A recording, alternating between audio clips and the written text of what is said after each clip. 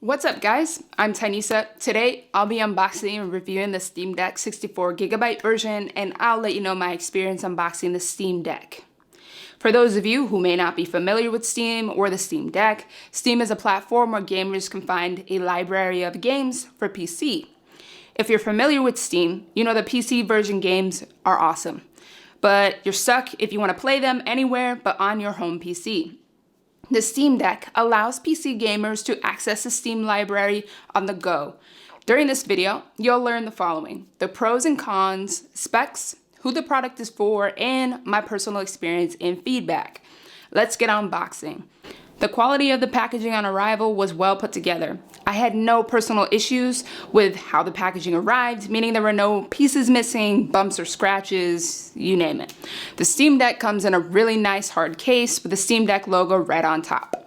The sleeve of the product is just a nice touch for branding purposes with some information regarding the product.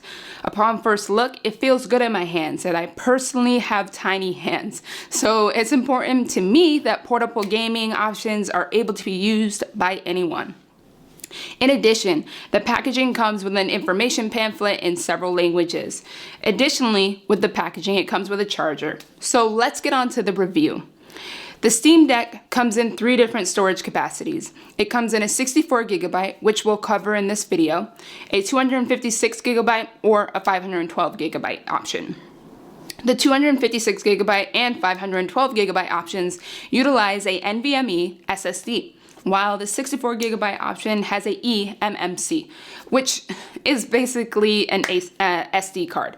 There are no differences between processor or RAM on all 3 options, other than a bit slower SD from the SSD and the larger storage options. The haptics are HD, and the resolution is good because it has a 1280 by 800 pixel, which is a 16 by 10 aspect ratio. The refresh rate is 60 Hz and has a Wi-Fi and Bluetooth option.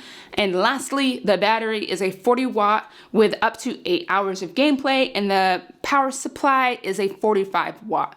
So let's get on to the Steam Deck pros. The first pro, in my opinion, is the build quality of the Steam Deck. This thing is awesome. It feels good. The trackpads have haptics, so you feel like you literally feel it while you're interacting with the buttons. It's just a nice overall experience and melds with my hands pretty well. The second pro is Steam does a really good job of keeping up with the demands of consumers by regularly updating the firmware so that you can have a better user experience with their product. The third pro is the most important one, in my opinion, is the PC games are on the go.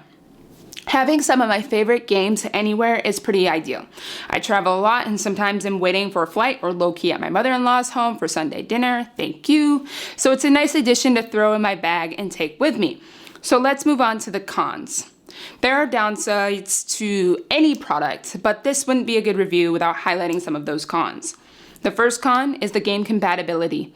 Unfortunately, not every game is compatible with Steam Deck yet, though Steam has provided an easy way for people to see if a game is compatible or not. It's still a downside, which means there are limitations with the experience when playing some games. For example, in Raft, this game is not compatible in some ways. I have to use the touchscreen keyboard along with the buttons, while it just doesn't work, and it's not a good user experience. It can be frustrating looking through your game library and seeing some of your favorite games are not compatible. Steam does have their regular firmware updates, so hopefully you'll be seeing more of those popular titles with compatibility. But to get on to the second con is battery life and charger. I learned that I'm not getting a full expected 8 hours of use with a single charge, especially with more graphically taxing games like GTA 5 and Red Dead Redemption 2. Now let's talk about the charger. It's a 45 watt, while the Steam Deck is a 40 watt battery, right? So I personally don't think the power supply is adequate enough to charge the Steam Deck fast enough. So in my opinion, I recommend upgrading your charger to a 65 watt or more. I personally use the SlimQ charger. I bought this on Amazon, and this one I think is a 100 watt charger. I'll be doing a product review of this charger in the next video, so if that interests you, stay tuned. The final con is the 64GB option. The 64GB option won't be enough in the long term to keep up with the sizes of games as updates and more games are added to the library. I do think this is a great budget-friendly option though, and a great entry-level option as well. But I recommend going up a size if you plan to play larger games. I personally will be upgrading mine to save a few bucks.